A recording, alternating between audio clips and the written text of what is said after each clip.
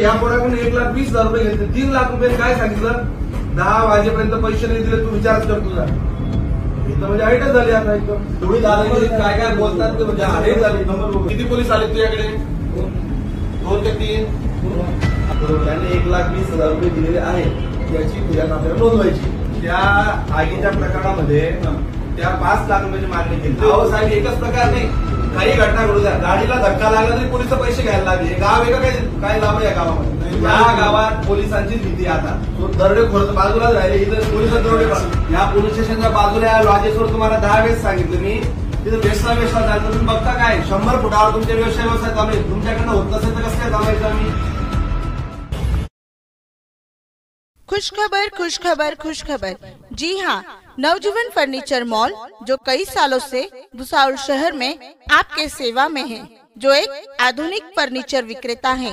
नवजीवन furniture mall में आपको पहले से ज्यादा आकर्षक फर्नीचर उपलब्ध है, जैसे कि sofa set, dining table, bedroom set, steel अलमारी, office chair, TV base, steel झूला, इम्पोर्टेड बेडरूम सेट जैसे अन्य कई सारी फर्नीचर उपलब्ध है। वैसे ही sofa bedroom set home manufacturing करके मिलेगा। साथ ही साथ शादी और त्योहारों के लिए आकर्षक ऑफर भी उपलब्ध है।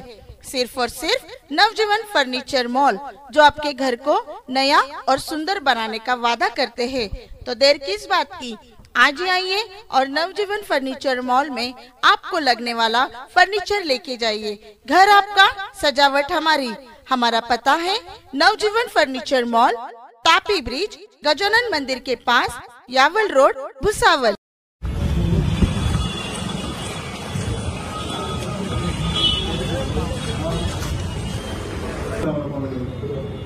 अर्धा तासातच द्या पैसे, आताच द्या, लगेच दे असं.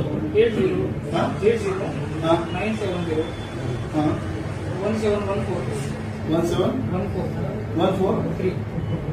अजय पाटील. अजून कोण होतं रे? त्यांच्यासोबत ते होते ना, ते तुमच्या कार्यालयात डिवाइस कार्यालयात ते आमच्या कार्यालयात.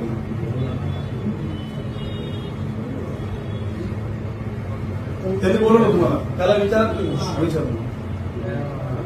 अरे अजय, ते काल तुम्ही त्या स्वप्नील राखुंडेला बोलवलं होतं का? स्वप्नील राखुंडे,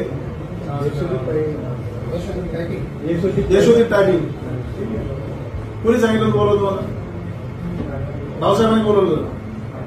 अच्छा, आणि मग काय केलं त्याचं पुढं काय केलं? अरे पोचतो नाही तुम्ही, पुढं काय केलं ते सांगा पहिलं मला.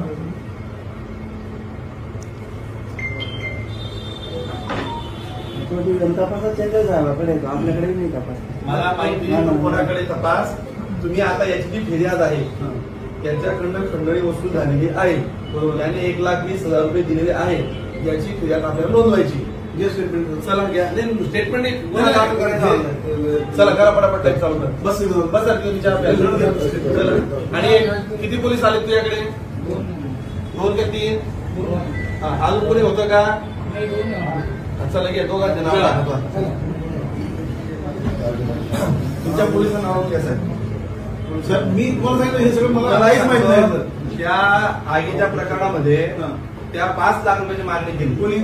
तुमच्या त्या देवळीचा जो कॉन्स्टेबल आहे, त्या सगळ्यांना एसीबी वाले वाचले त्या दिवशी. सर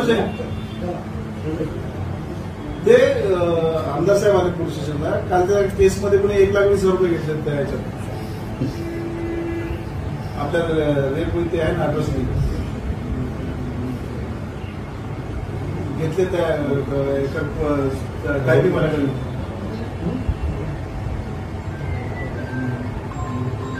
हो ना, होते तो सगळे साहेब स्वतः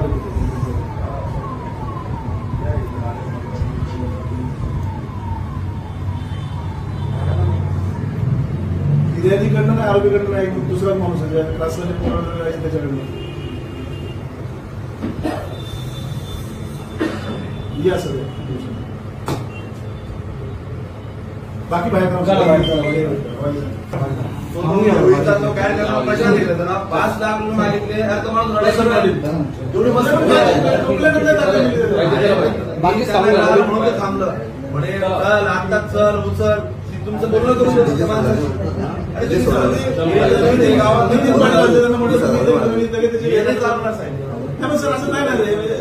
साहेब एकच प्रकार नाही, काही घटना घडू द्या, गाडीला धक्का लागला तरी पोलिस पैसे घ्यायला लागले. गाव आहे का काय लाभ आहे या गावामध्ये? अहो मी तुम्हाला जबाबदारीने सांगतोय, मी कधी असं दिनांक लावले त्यांना फोन दिले आपल्याला, त्यांचं बोलणं करून देतो तुम्हाला मी. नितीन पाटील साहेब खबर घेऊन टाकू. या गावात पोलिसांचीच भीती आता. तो दरोडे खोरत बाजूलाच राहिले, इथं पोलिसात दरोडे. अरे ह्या पोराने पैसे आणले ना, काल 1,20,000 रुपये दिले ना, त्या मित्रांनी पैसे जमवले. तो माझा क्लासमेट आहे, हे माहिती असून म्हणजे मला तुम्हाला काल एका आमदाराचा फोन आला होता नांदगावच्या. नाही काल नाही का रे? त्यांनी केला ना खाली कोणाला तरी फोन, त्यांचं जवळचं नाते किंवा कोणी म्हणून. राजू भाऊ, तुमच्याकडे 5 लाख रुपये कोणी मागितले होते? नाही बोला ना, बोला. काही काही मी आहे, तुम्ही कसली चिंता करता? किती त्रास झाला तुम्हाला त्या प्रकरणात?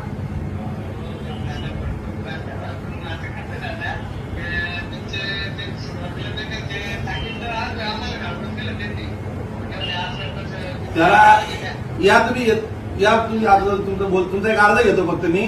हे सगळ्या पोलिसांना हाकला इथून, हे ज्यांना मस्ती आली ना, हे पोलिसांना काय अहो ते राहू द्या कुठली साहेब. मला काय तिथं काही, मी असं कोणाची बाजू नाही घेत कोणाची. आणि काय झालं, 5 लाख किती रुपये मागितले तुमच्याकडे? किती दिले?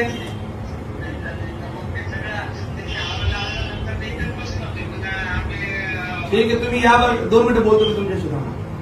अहो हे लोक असे साहेब, हे आयुष्यात कोणाच्या भांगडीत पडणार नाही. तर व्यापाऱ्यांना माझी पारदर्शक मी पाहतोय ना पारदर्शक काम.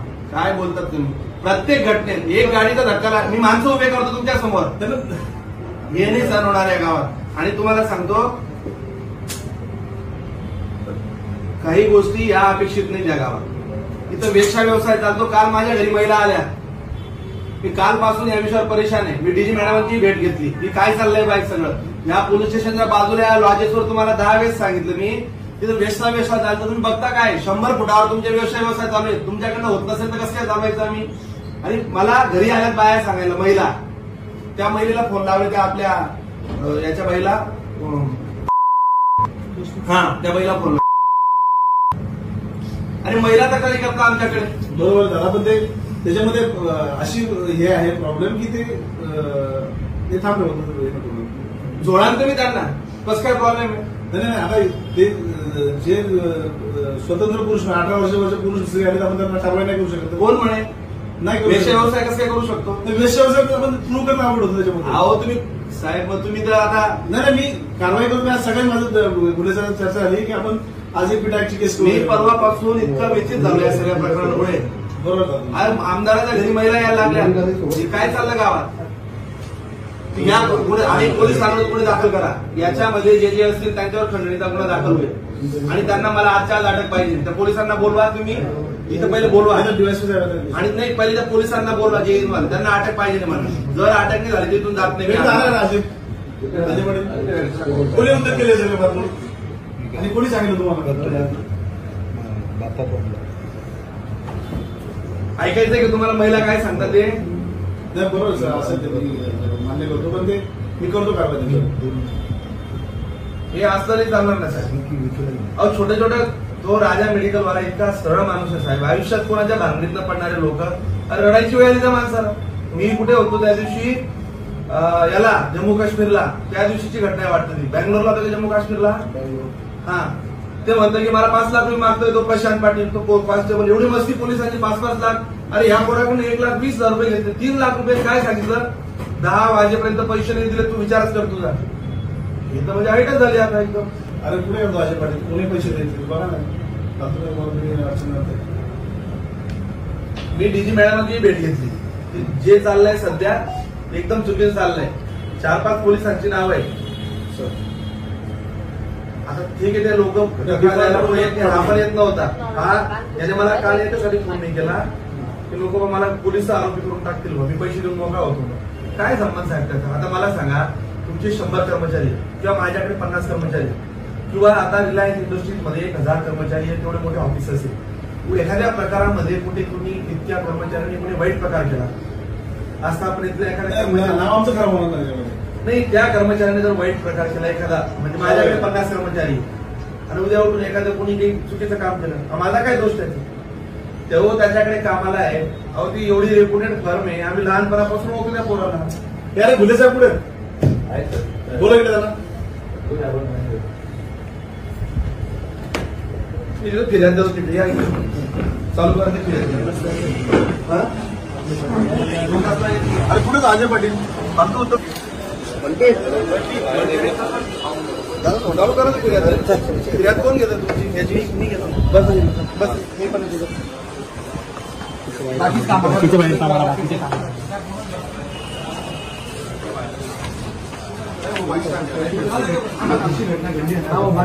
काय घटना घडली त्या संदर्भ द्या. तो माझ्याकडे कर्मचारी होता मग फिर्याद एकदम व्यवस्थित घ्या.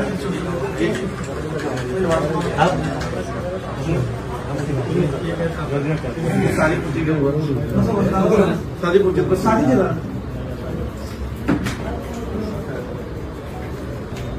तू 50 जाऊन दिले ते पण तुझे पण स्टेटमेंट आहे. पैसे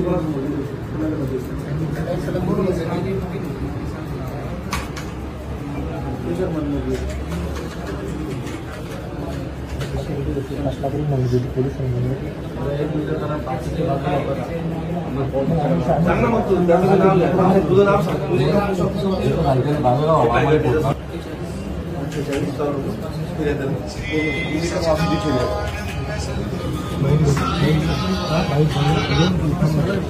हॅलो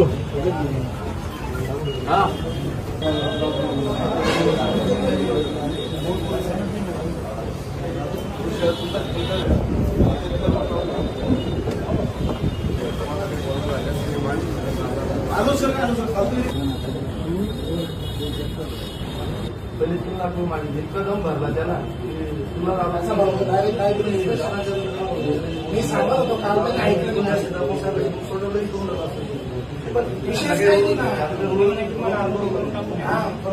तुझ्या जागेत वापर झालेला आहे असं त्याला आरोपी करू तुला धमकावून म्हणजे त्याचं इंटेन्शन म्हणजे बघा. आणि कायद्यात पण बसलं पाहिजे ना.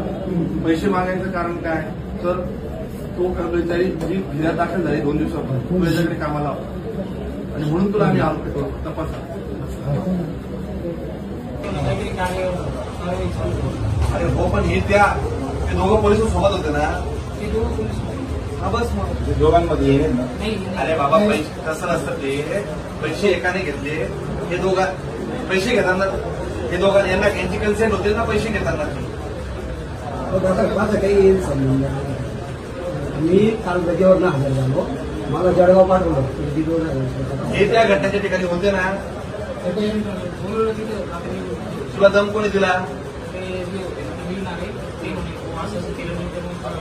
कोण लिहिणार आहे? कोण? 2 नंदी होते का?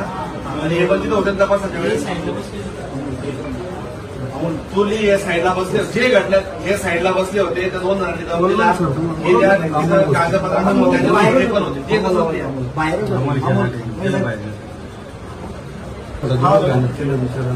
अरे हा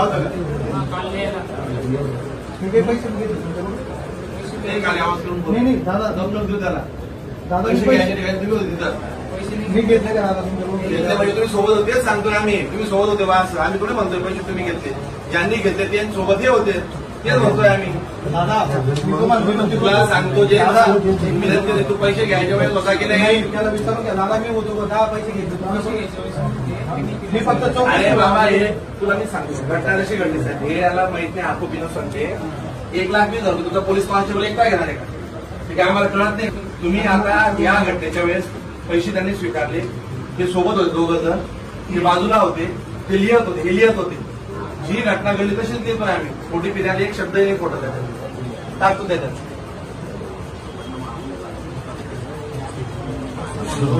ते होते तिथे घटनेच्या ठिकाणी.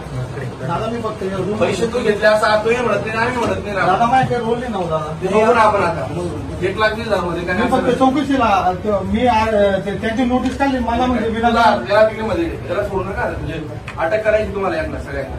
मी हलणार नाही इथून. मला सगळे अटकेत लागतील. दादा माझं नुकसान होऊन जाईल ना. मी तुझ्याकडून 1 रुपया घेतला त्याचं नुकसान झालं तेव्हा पैसे मागून आलेले लोकांकडून ज्याने घेतले असेल तर पण माझं नुकसान होऊन जाईल ना दादा. पैसे घेताना तू बाजूला होता तिथं. दादा मी पैसे घेतले मी मागे म्हणजे कॉल लोकेशन डिटेल्स असतील तर येतील. दादा मी जर घेतला असतील ना मी 100% दुसरी तो खोटी त्याला फिर्याद 1 देत रुपया नाही. सुद्धा बोललो नाही दादा. फिर्याद देतोय तो.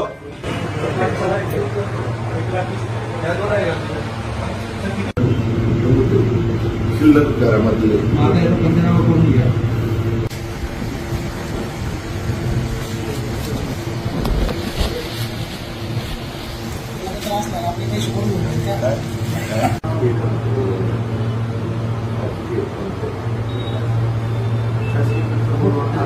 शांत ठेवायला मी गेलं आणि एकदम प्रॉपर त्याच्यामध्ये 164 लॉक करून घ्या. ज्याने तुम्हाला पैसे दिले त्याचा उद्या हे पैसे अशा स्वीकारले होते आणि नेहमी जाणून दिले त्या घटनेचे जे पैसे होते आणि जे पैसे यांचेच आहेत तर यांचं पण काय लागलं म्हणजे एका दिवसात नाही मला आता हे सगळं ही साक्षी तुमच्या नाही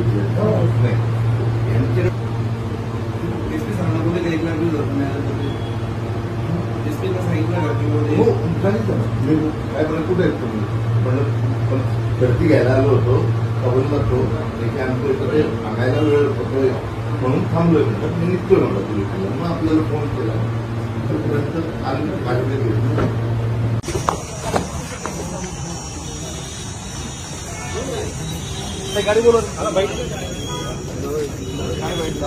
एका अल्पवयीन मुलीने पोस्को अंतर्गत गुन्हा दाखल केला होता. त्या गुन्ह्यामध्ये काही ठिकाणी त्या मुलीला नेण्यात आलं होतं. अशा दृष्टिकोनातून तो जो आरोपी एका ठिकाणी काम करत होता त्या टायपिंग इन्स्टिट्यूटच्या मालकाला पोलिसांनी ताब्यात घेतलं आणि त्याला हा कर्मचारी तुझ्याकडे काम करतो आहे, ती मुलगी इथं टायपिंग क्लासेससाठी पण आलेली आहे म्हणून ज्या जागेत गुन्हा घडला त्या जागेचे मालक म्हणजे त्या टायपिंग संचालकाची आई 70-75 वर्षाची महिला तिच्यावर तुझ्या भावावर आणि तुमच्या सगळ्या परिवारावर गुन्हे दाखल होतील असा दम दावून भीती निर्माण केली. तो घाबरल्यानंतर त्यांनी सांगितलं की बाबा मला या गुन्ह्यातनं मदत कशी करता येईल काय करता येईल माझा या गुन्ह्याशी काही संबंध नाही. तो पोलिसांना विनंती करत असताना देखील पोलिसांनी त्याच्याकडनं पैशांची मागणी केली. 3 लाख रुपयाची मागणी केली आणि 3 लाख रुपयाच्या मागणीनंतर त्याने पहिले 50,000 रुपये दिल्यानंतर म्हटले की 10 वाजेच्या आत जर 3 लाख रुपये तडजोडी आणि जे काही ठरेल तेवढे पैसे जर आणले नाही तर तुझ्यावर आम्ही रात्रीच्या रात्री गुन्हा दाखल करू. 1,20,000 रुपये त्याने सगळ्या मित्रांकडनं जमून जिथं आपण न्याय घ्यायला जातो त्या कोर्टाच्या आवारातच परिसरातच तिथं पैसे दिलेत. ज्या पोलिसांकडे न्याय मागायला जातो त्यांनीच त्यांच्याकडे खंडणी वसूल केली आणि त्या पोलिसाने 1,20,000 रुपये त्याच्याकडे खंडणी स्वरूपात घेतले. ही घटना तिरंगा यात्रेच्या निमित्ताने सगळे जमले असताना मला माझ्या काही जवळच्या सहकाऱ्यांनी ही घटना सांगितली की असा असा प्रकार घडला. 1,20,000 रुपये जमून देण्यासाठी त्यांच्या मित्रांकडनं पैसे घेतले त्याच्यामुळे तो कानावर माझ्या आल्या. मी या प्रकरणाची सर्व वस्तुस्थिती तपासून घेतली. नंतर असं लक्षात आलं की पोलिसांनी यामध्ये त्याला खंडणी वसूल करून त्याला त्रास दिलेला आहे. मी स्वतः पोलीस स्टेशनला त्यांना घेऊन आलो. 4 तासापासून पोलीस स्टेशनला बसलो आणि आता त्या पोलिसावर गुन्हा दाखल करायला सांगितलं. फिर्यादही दिली.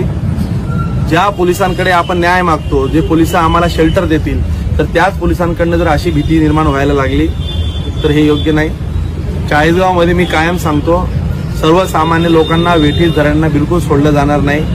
चुकीच्या प्रवृत्तींना तो कोणीही असू द्या कितीही मोठा असू द्या चुकीला माफी नाही. जे पोलिस याच्यामध्ये इन्व्हॉल्व असतील तो एका वरिष्ठ अधिकाऱ्याकडे आता तपासही दिला जाईल. त्या पोलिसांनाही मी अटक करायला सांगितली आहे आणि 1,20,000 रुपये जी मागणी झाली होती जे पैसे दिले होते ते देखील डीवायएसपींनी हस्तगत केले. स्वतः जाऊन त्याच्या घराची झडती घेतली. 1,20,000 रुपये देखील मिळून आले आहेत. आता त्याचाही पंचनामा होतोय. मी आपल्या माध्यमातून या चाळीसगावकरांना सगळ्यांना विनंती करेल प्रशासनातून जर आपल्याला कधी काही त्रास होत असेल चुकीच्या मार्गाने आपल्याला कोणी ब्लॅकमेल करत असेल चुकीच्या पद्धतीने जर आपल्याला काही त्रास होत असेल तर जर तुम्हाला पोलिसांकडनं जर न्याय मिळत नसेल असं जर तुमच्या मनात येत असेल तर मंगेश चव्हाण म्हणून तुमच्या पाठीमागे कायम उभा राहील. आयजी सरांशी या विषयावर बोलणार आहे. असे प्रकार यापुढे बिलकुल खपून घेतले जाणार नाही. त्यांनी मला आश्वस्त केलं आहे, ऍडिशनल एसपी मॅडमांनी सांगितलं 15 दिवसापर्यंत आम्ही हे सगळं स्ट्रीमलाईन करू. सगळ्या पोलिसांना या संदर्भात सूचना देऊ. मी त्यांच्याकडनं अपेक्षाही व्यक्त करतो की हे पोलीस प्रशासनातला भाग सुटेल. परंतु प्रश्न असा निर्माण झाला आहे की 1,20,000 रुपयापर्यंतची लाच एक पोलीस कॉन्स्टेबल मागतोय. यामध्ये अजून काही मोठे अधिकारी आहेत का हे देखील मी त्यांना तपासायला सांगितलं.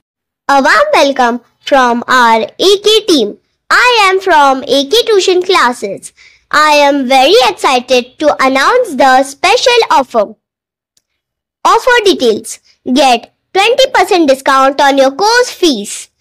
This offer is available only until from 1st May to 20 May. So don't miss out. Hurry up, sign up today and start your speaking English confidently. For a special information, there are 2 types of batches. First is online and second is offline. For more information, contact us 9764589959. I repeat 9764589959. Address Kharka Road, Millat Nagar, behind Kifayat Masjid, Bhusawal 425201. Thank you.